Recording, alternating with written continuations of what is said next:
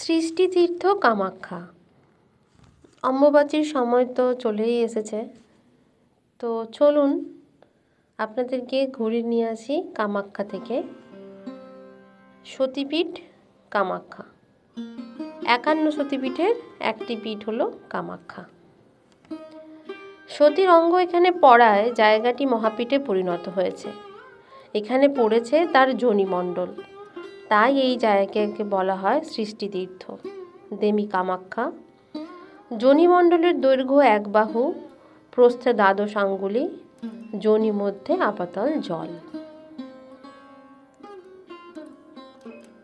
কামরূপের সঙ্গে জড়িয়ে আছে নানান পৌরাণিক কাহিনী। এখানকার যে সবচেয়ে প্রাচীন রাজার কথা জানা যায় তার নাম মহিরঙ্গ দানব। একই বংশে ছিলেন হৌক অসুর, সম্বর অসুর ও রত্ন অসুর। ঐতিহাসিকদের অনুমান, যেখানে তাদের নামে অসুর শব্দটি ব্যবহার করা হয়েছে তাই তারা ছিলেন অনার্য। যোনিমণ্ডল কামরূপে পড়ার সঙ্গে সঙ্গে পাহাড়ের রং হয়ে যায় নীল এবং তার ভার সহ্য করতে না পেরে ক্রমশই তা পাতালে চলে যেতে থাকে। অবস্থা বেগতিক দেখে ব্রহ্মা, বিষ্ণু ও মহেশ্বর তাদের শক্তি দিয়ে পাহাড়ের পতন রোধে করতে চেষ্টা করেন, কিন্তু তাতেও কাজের বিশেষ কিছু হলো না। তখনও ভার বহনের দায়িত্ব স্বয়ং মা কামাখ্যা। একসময় এই পাহাড়ের উচ্চতা ছিল 100 যোজন, এখন মাত্র 1 ক্রোশ উচ্চতায় বিরাজ করছে। 3 ভাগে বিভক্ত এই পাহাড়, পূর্ব দিকে ব্রহ্মা পাহাড়, মধ্যিখানে শিব পাহাড় বা নীল পাহাড়, আর পশ্চিম দিকে বিষ্ণু বা বরাহ পাহাড়। সমগ্র নীল পাহাড়কে অনেকে কামাখ্যা পাহাড় বলে থাকেন।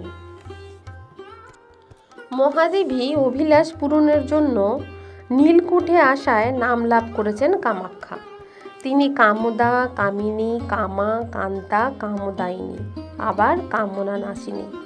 এই জন্যই দেবীকে বলা হয় কামাখ্যা। পাহাড়ের যেখানে যোনিমণ্ডল পড়েছিল তার নাম কুব্জিকা। বলা বাহুল্য, সেখানে পড়া মাত্রই তা পাথরে পরিণত হয়ে যায়। স্থানীয় মানুষজনদের বিশ্বাস, এই যোনিমণ্ডলের ওপরে লোহা রাখা হলে মুহূর্তে তা ছাই হয়ে যায়। আগে উল্লেখ করা হয়েছে যোনিমণ্ডলের পরিমাণ হলো দৈর্ঘ্যে 21 আঙ্গুল, বিস্তৃতি প্রায় হাফ হাত। মা কামাখ্যা প্রতিদিন পূজিত হন পঞ্চকামিনী রূপে। তাকে বলা হয় কামাখ্যা, ত্রিপুরী, কামেশ্বরী, শারদা এবং মহোৎসাহা। মায়ের চারিদিকে আছেন 8 জন যোগিনী: বিন্ধ্যবাসিনী, ধনস্থা, দীর্ঘেশ্বরী, কোটিশ্বরী, গুপ্তকামা, শ্রীকামা ও পাদদুর্গা। যোনি ঢাকা থাকে লাল শালুকে। কারো কারো ধারণা প্রতি মাসে কামাখ্যা মা এখানে রজস্বলা হন। অন্নদামঙ্গলে বলা হয়েছে, মহামুদ্রা কামরূপে রাজযোগ যায়, রামানন্দ ভৈরব কামাখ্যা দেবী তাই। সতীর দেহ শরীর থেকে সম্পূর্ণভাবে বিচ্ছিন্ন হওয়ার পর মহাদেব ধ্যানস্থ হয়ে গেলেন, কিন্তু ধ্যান ভাঙার কোনো লক্ষণই দেখা গেল না।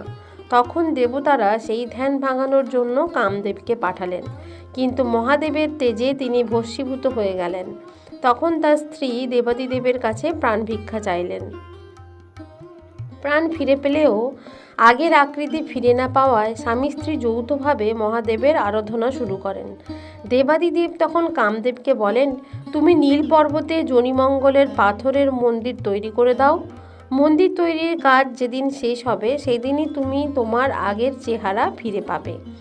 কামদেব শিবের আদেশে নীল পর্বতে সেই মন্দির তৈরির পর আবার তার আগের রূপ পেয়েছিলেন। এই মন্দিরের গায়ে 64 যোগিনী ও 18 ভৈরবের মূর্তি খোদাই করা ছিল, কিন্তু কালের ইয়েতে তা সব কিছুই ধ্বংস হয়ে যায়। মন্দিরের কোনো চিহ্নই প্রত্যক্ষ করা যেত না।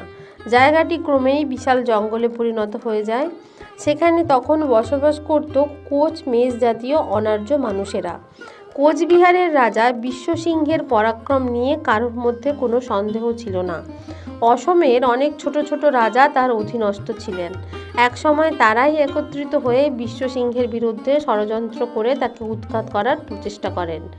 বিশ্বসিংহ ও তার ভাই শিবসিংহ বিদ্রোহী রাজাদের দমন করার জন্য পূর্ব দিকে রওনা হন। এক সময় পথ হারিয়ে তারা নীল পর্বতের নিচে এসে উপস্থিত হন।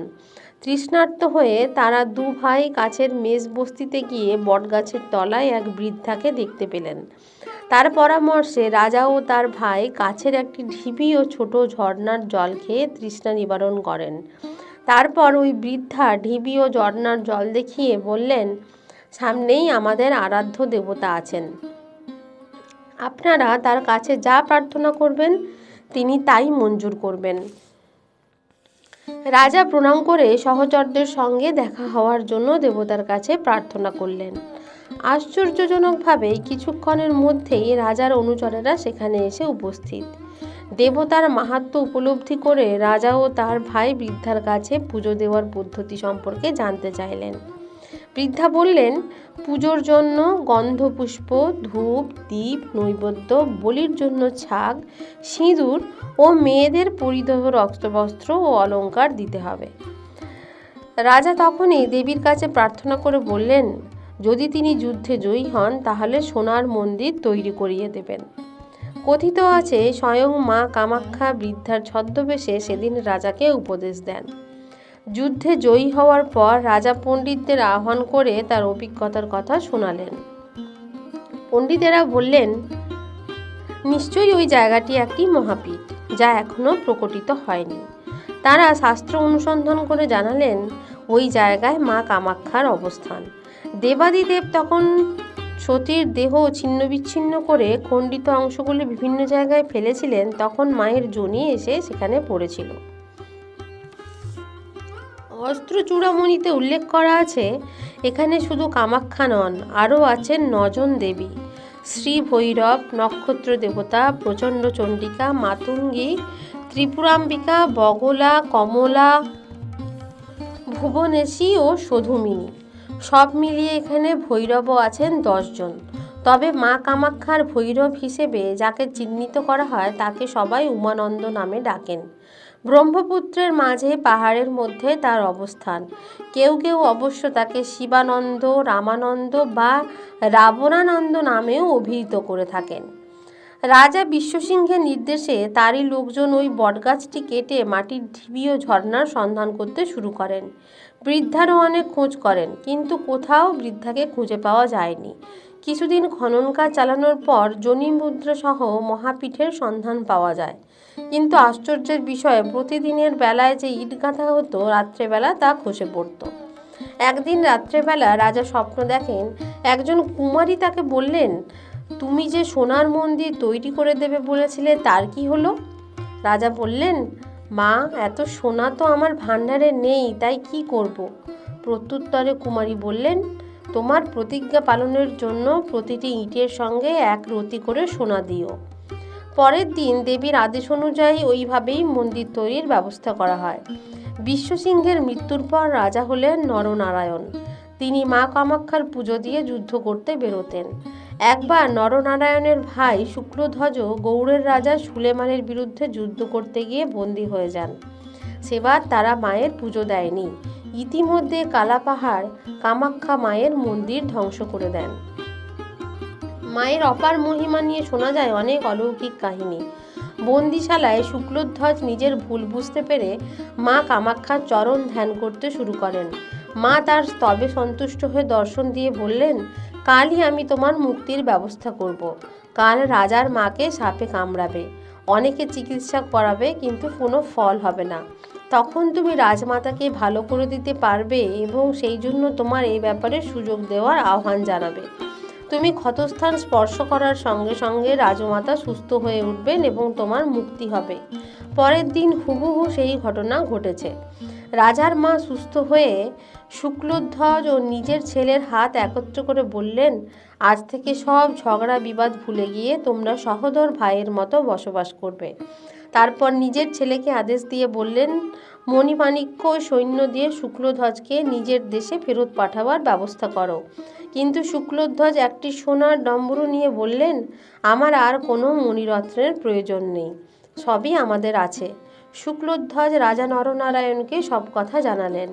রাজার আদেশে আবার মন্দিরের পুনর্নির্মাণ শুরু হলো।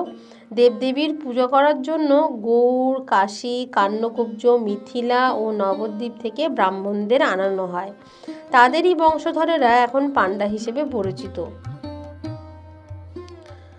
সহজায়ন গ্রন্থ চতুষ্পীঠ তন্ত্রে 4 ধরনের পীঠ আত্মপীঠ, পরপীঠ, যোগপীঠ এবং গুহ্যপীঠের কথা বলা হয়েছে। অষ্টম শতাব্দীতে বৌদ্ধদেব হেবজ্রতন্ত্রে এদেশের 4টি জায়গাকে পীঠস্থান বলেছেন। সেগুলি হল জলন্ধর, পূর্ণগিরি, কামরূপ ও উড্ডীয়ান। কালিকা পুরাণেও বর্ণিত আছে 4টি পীঠের কথা। সেগুলি হল ওন্ড্রা, পূর্ণশৈল, কামরূপ, জালশৈল। তাদের মতে পশ্চিম দিকে ওড্রা হল কাত্যায়নী ও জগন্নাথ দেবের পীঠস্থান, অর্থাৎ হেবজ্রতন্ত্রের উড্ডীয়ান হল উড়িষ্যায়। দক্ষিণের পূর্ণশৈল পূর্ণগিরিতে দেবী পূর্ণেশ্বরী ও ভগবান মহানাথের পীঠস্থান, কামরূপে দেবী কামেশ্বরী ও ভগবান উমানন্দের পীঠস্থান এবং জালশৈল অর্থাৎ জলন্ধরে দেবী চণ্ডী ও দেবাদিদেবের পীঠস্থান। বৌদ্ধ গ্রন্থ সাধনামালাতেও 4টি পীঠের উল্লেখ রয়েছে, তবে সেখানে একটিতে বাদ দিয়ে নতুন একটি পীঠকে অন্তর্ভুক্ত করা হয়েছে। সেখানে 4টি পীঠের উল্লেখ আছে, সেগুলি হল শ্রীহট্ট বা শ্রীহট্ট, 2 কামরূপ, 3 পূর্ণগিরি, 4 উড্ডীয়ান। জলন্ধরের পরিবর্তে এখানে শ্রীহট্টকে অন্তর্ভুক্ত করা হয়েছে। অন্যদিকে সময় 4 তন্ত্রের পীঠ বর্ণনায় বলা হয়েছে, অথেনাদানিং প্রভস্বামী জপাতর্থ পীঠম উত্তমম পূর্ণগিরিশ্চ প্রবুদ্ধমেড্ডিয়ানিং দ্বিতীয় রকম জলন্ধরং তৃতীয়শ্চ কামরূপং চতুর্থকম। মোগল সম্রাট আকবরের দরবারে নবরত্নের অন্যতম আবুল ফজলের লেখায় পাওয়া যায় 4টি জায়গা সতীপীঠ হিসেবে চিহ্নিত হতো। তাদের অবস্থান ছিল কামরূপে কামাখ্যা, 2 তুলজা ভবানী বর্তমান মুম্বাই প্রেসিডেন্সির দক্ষিণ ভাগে, জালন্ধরি পাঞ্জাবে নাগরাকোটের কাছে এবং বর্তমান উত্তর কাশ্মীরের সারদা তথা সারদী। কামাখ্যা মন্দিরের প্রতিষ্ঠা নিয়ে যে কাহিনী প্রচলিত আছে সেখানে বলা হয়েছে 140 জন মানুষের মাথা তাম্রপাত্রে রেখে দেবীকে পুজো করা হয়। কথিত আছে ভোগী নামে একদল মানুষ একসময় বসবাস করতেন কামরূপে। ওই নামে জনৈক দেবীর উদ্দেশ্যে তারা স্বেচ্ছায় প্রাণ বিসর্জন দিত। গুহায় বাস করতেন সেই ওই নামের দেবী। শোনা যায় তারা নাকি শুনতে পেতেন দেবীর ডাক। তাই আশা করা যায় অনেকের মতে কামরূপের দেবী ও আদিম অধিবাসী তথা অনার্যদের ঈশ্বর ছিলেন। বিজ্ঞজনদের ধারণা কামোইদ শব্দের অর্থ শয়তান।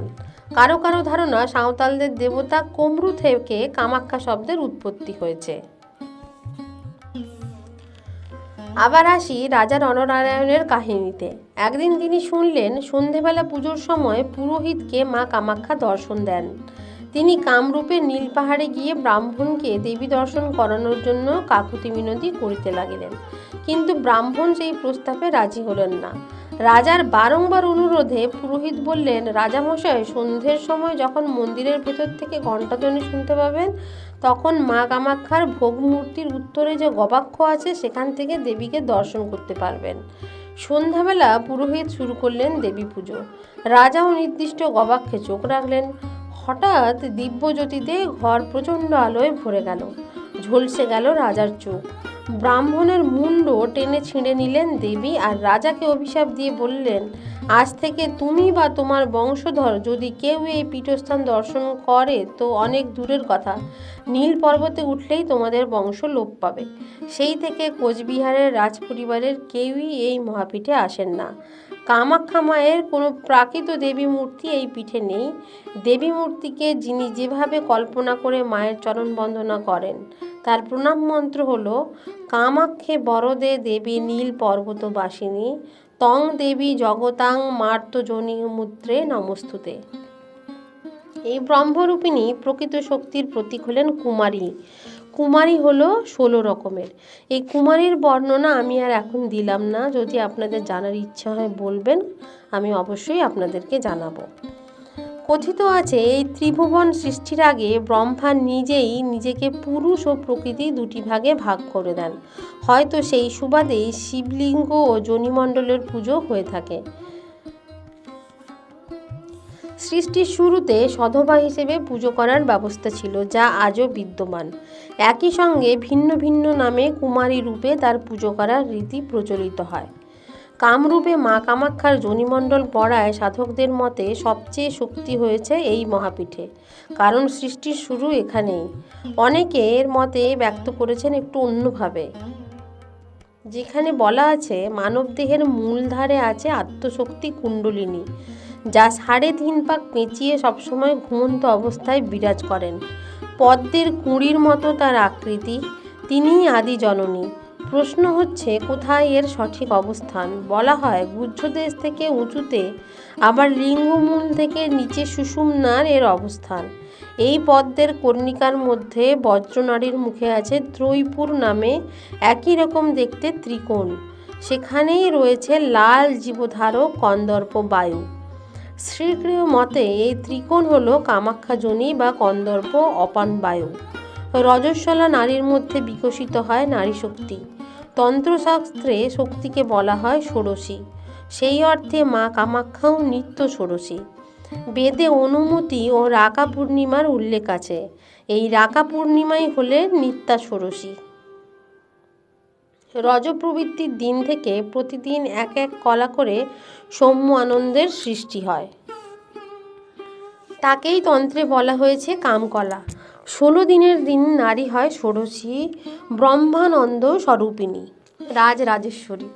উপনিষদে বলা হয়েছে আনন্দ ব্রহ্মযোনি। অম্বুবাচীতে কামরূপের কামাখ্যা পীঠে অনেক মানুষের সমাগম হয়।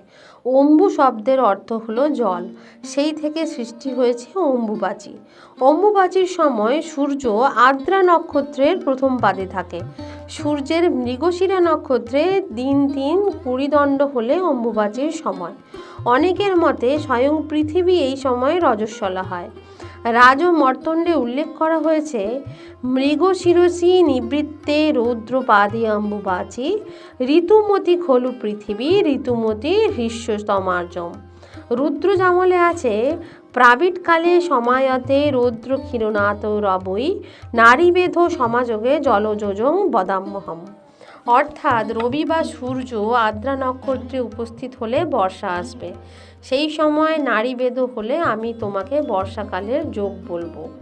অনেক রাজ্যের কৃষকেরা এই সময় জমির আল বেঁধে রাখে, কারণ ভালো বৃষ্টি হলে কৃষিকার্যে সুবিধা হয়। অম্বুবাচীর সময় পৃথিবী ঋতুমতী হন বলে এই সময় মাটি খোঁড়া হয় না। গরুড় পুরাণে কামরূপের কামাখ্যা মহাতীর্থ সম্বন্ধে বলা হয়েছে কামরূপং মহাতীর্থং কামাখ্যা তত্র তিষ্ঠতি। যোগিনীতন্ত্রে বলা হয়েছে এই জায়গাটি আক্ষরিক অর্থে দেবী ক্ষেত্র। রাধাতন্ত্রে কামরূপকে ব্রহ্মার মুখ বলে উল্লেখ করা হয়েছে।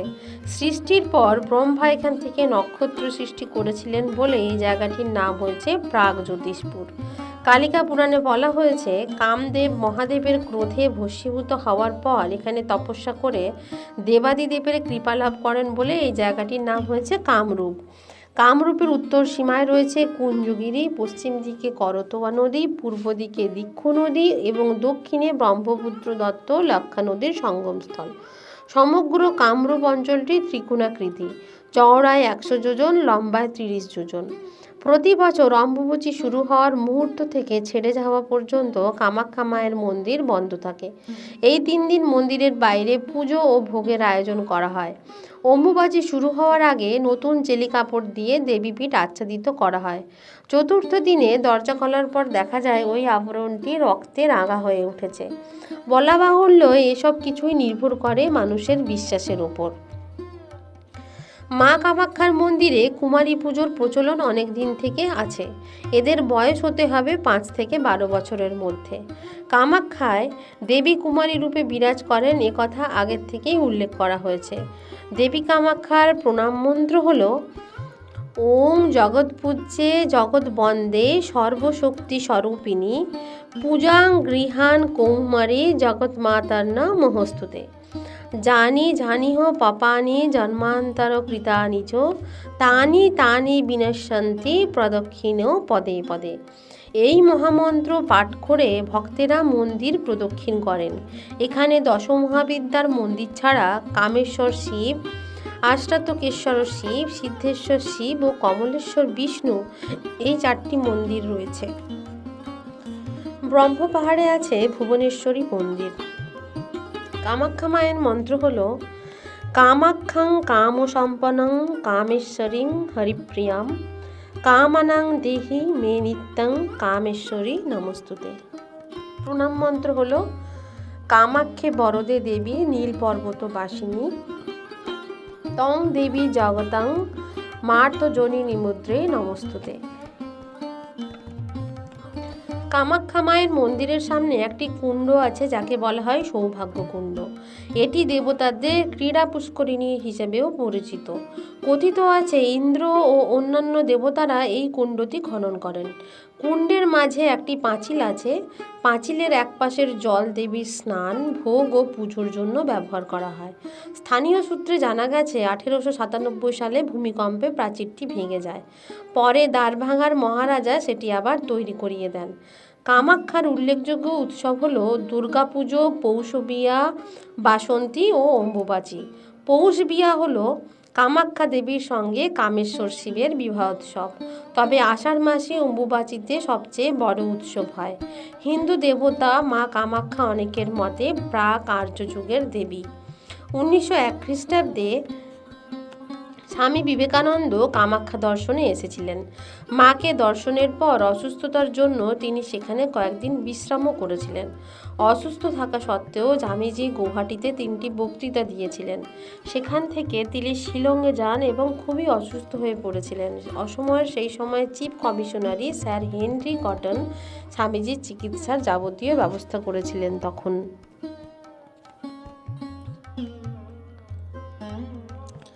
উমানন্দ মা কামাখ্যার সদা জাগ্রত ভৈরব। ব্রহ্মপুত্রের মাঝে একটি দ্বীপে পাহাড়ের উপর অবস্থান করেন উমানন্দ। দ্বীপটি দেখতে অবিকল ময়ূরের মতো। ইংরেজরা এই জায়গাটির নাম দিয়েছিলেন পিকক আইল্যান্ড। ওই পাহাড়ে উর্বশী কুণ্ড নামে একটি জলাশয় আছে। কামাখ্যা মায়ের জন্য উর্বশী স্বর্গ থেকে এখানে অমৃত নিয়ে এসেছিলেন। যোগিনীতন্ত্রে বলা হয়েছে মাঘ মাসের শুক্লা দ্বাদশী তিথিতে ওই কুণ্ডে স্নান করলে অশ্বমেধ যজ্ঞের ফল হয়। আহোমরাজ গদাধর সিংহের নির্দেশে গঙ্গা সন্নিকটে বড়ফুকন 1694 খ্রিস্টাব্দে এই মন্দিরটি তৈরি করেন। তন্ত্র চূড়ামণিতে আছে কামরূপে শুধু মা কামাখ্যাই নন, আছেন আরও 9 জন দেবদেবী: শ্রী ভৈরব, নক্ষত্র দেবতা, প্রচণ্ড চণ্ডিকা, মাতঙ্গী, ত্রিপুরাম্বিকা বগলা, কমলা, ভুবনেশী ও সুষুমণি। আর আছেন 10 জন ভৈরব। দেবীর বাহন শ্বেতপ্রেত, রক্তপদ্ম ও সিংহ। তিনিই প্রকৃতি, আবার তিনিই উৎপত্তি। দেবীকে ধরে আছেন ব্রহ্ম, বিষ্ণু ও মহাদেব। ব্রহ্মা হলেন রক্তবর্ণ পদ্ম, বিষ্ণু হলেন সিংহ এবং শিব হলেন শ্বেতবর্ণ প্রেত। সিংহের উপরে রক্তপদ্ম, তার উপরে সবের উপর অবস্থান করছেন মা কামাখ্যা, যিনি দেবী দুর্গা মহামায়া। তিনিই মা কামাখ্যা। তাই ঋষিরা তার ধ্যানের যে মন্ত্র সৃষ্টি করেছেন তা হল নিম্নরূপ: ওং কামেশ্বরী জগন্মাতো সচ্চিদানন্দ বিগ্রহে গৃহাণাচারমিমাং পৃথা প্রসিদ পরমেশ্বরী। এর অর্থ হলো, মা কামাখ্যা, তুমি আমার প্রার্থনা তথা পূজা গ্রহণ করো। হে পরমেশ্বরী, তুমি প্রসন্না হও। কালিকা পুরাণে ত্রিপুরা দেবীর বর্ণনা আছে। সিঁদুরের মতো লাল, 3টি চোখ, 4টি হাত, বাঁ দিকের ওপরের হাতে পুষ্পধনু ও নিচের হাতে বই, ডান দিকের ওপরের হাতে 5টি বাণ, নিচের হাতে অক্ষমালা, 4টি শবের উপরে একটি শব রেখে তার পিঠে দাঁড়িয়ে জটাজুটো হয়ে অর্ধচন্দ্র দিয়ে সমানভাবে রাখা কেশ, নগ্না, অপূর্ব সুন্দরী, সর্বসুলক্ষণা। দ্বিতীয় ত্রিপুরা মূর্তি রক্তবর্ণা, জটাতুত সমন্বিতা, সর্বলক্ষণ যুক্তা, ভূষিতা হয়েছেন নানান অলঙ্কারে। দেবী যোনিমুদ্রার প্রতি ঈষৎ হাস্যযুক্ত, নব যৌবন সম্পন্না। তার মৃণালের মতো ভুজ 4টিতে গ্রন্থ, অক্ষমালা, অভয় ও বরমুদ্রা। তিনি শ্রবদর্জ সূর্যের আভা সমন্বিতা এবং মুন্ডমালাধারিণী। তিনি কল্পদ্রুমালম্বের সংস্থিতা, কদম্ব উপবনে স্থিতা, শুভদায়িনী এবং কামাহ্লাদকরণ। মা কামাখ্যা তৃতীয় মূর্তি হলেন দেবী কামেশ্বরী। চুলের রং নীল, স্নিগ্ধ শান্ত আকৃতি। তার 2টি মুখ, 12 হাত, 18টি চোখ, 2টি মাথা রয়েছে। প্রতিটি মাথার উপর রয়েছে অর্ধেক চাঁদ। মায়ের ডান দিকে দুটি হাতে বই, সিদ্ধসূত্র, পঞ্চবাণ, খড়গ, শক্তি, শূল থাকে। বাঁ দিকের হাতগুলিতে থাকে অক্ষমালা, মহাপদ্ম, অভয় মুদ্রা, চর্ম, পিনাক ও কোদণ্ড। দেবী কামেশ্বরী ঈশান কোণ, দক্ষিণ, পূর্ব, পশ্চিম, উত্তর ও মাঝখানের মাথার বর্ণ যথাক্রমে সাদা, লাল, পীত, হরিৎ, কালো এবং নানান বর্ণ বিশিষ্ট। সাদা মুখ মহেশ্বরীর, লাল কামাখ্যায়, পীত ত্রিপুরা, হরিৎ শারদা, কৃষ্ণবদন কামেশ্বরী এবং বিচিত্র বর্ণের মুখ হল দেবী চণ্ডীর। সিংহের উপর শ্বেতবর্ণের একটি প্রেত, তার উপর লাল রঙের পদ্ম। এই পদ্মের উপরে দেবী কামেশ্বরী হাসি মুখে বসে আছেন। পরনে বাঘের ছাল। কালিকা পুরাণে সিদ্ধি কামেশ্বরী ও সর্বকামেশ্বরীর দেবীর ধ্যান মন্ত্র আছে। দেবী কামাখ্যার চতুর্থ মূর্তি হল শারদা দেবী সিংহবাহিনী দুর্গা, পূজিত হন শরৎকালে। মায়ের পঞ্চম মূর্তি হলেন মহৎ সাহা বা দেবী মহামায়া। বৈষ্ণবী তন্ত্রের মন্ত্র দিয়ে পুজো করা হয়। তার স্বর্ণকমলের ন্যায় মৃণাল সপ্ত পাতালে প্রবেশ করছে। পদ্মটি বিস্তৃত হয়েছে ব্রহ্মলোক থেকে পৃথিবী পর্যন্ত। এর চুলের রং কাঞ্চন বর্ণ। এই স্বর্ণকমলের ওপর মহামায়ার অধিষ্ঠান। মাথায় সোনার এবং নানান রত্নখচিত মুকুট রয়েছে। ত্রিনেত্র তিন রঙের, সাদা, কালো ও লাল। এবারে চলুন যাতায়াতের ব্যবস্থা বলে দিই। অনেকেই তো গেছেন, তাও আমি বলি। গুয়াহাটি শহর থেকে কামাখ্যা 8 কিলোমিটারের পথ। শহর থেকে মূল মন্দির অবধি গাড়ি ও বাস যায়। রাস্তা থেকে 320টি সিঁড়ি ভেঙে হেঁটে মন্দিরে পৌঁছানো যায়। শিলিগুড়ি থেকে গুয়াহাটির দূরত্ব প্রায় 650 কিলোমিটার। বিমানে কলকাতা থেকে গুয়াহাটিতে যেতে সময় লাগে ওই ঘন্টাখানেকের মতো। থাকার ব্যবস্থা প্রচুর রয়েছে, অনেক ভালো এবং বিভিন্ন দামের হোটেল রয়েছে। তো আষাঢ় মাস পড়েই গেছে, অম্বুবাচী।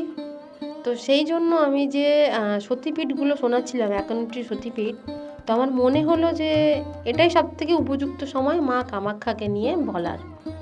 তো আমার বলা যদি আপনাদের ভালো লেগে থাকে তাহলে অবশ্যই লাইক, কমেন্ট আর শেয়ার করবেন। এবং আমার পুরনো যে পার্টগুলি রয়েছে ওখান থেকেও আপনারা আগের যে আমি ইউটিউবের ভিডিওগুলো দিয়েছি, মানে এই 51 সতীপীঠ বা কালীর কথা যেগুলো বলেছি, শুনবেন। আশা করি আপনাদের ভালো লাগবে। আপনারা ভালো থাকবেন, সুস্থ থাকবেন এবং আনন্দে থাকবেন। আজকের মতো চলি।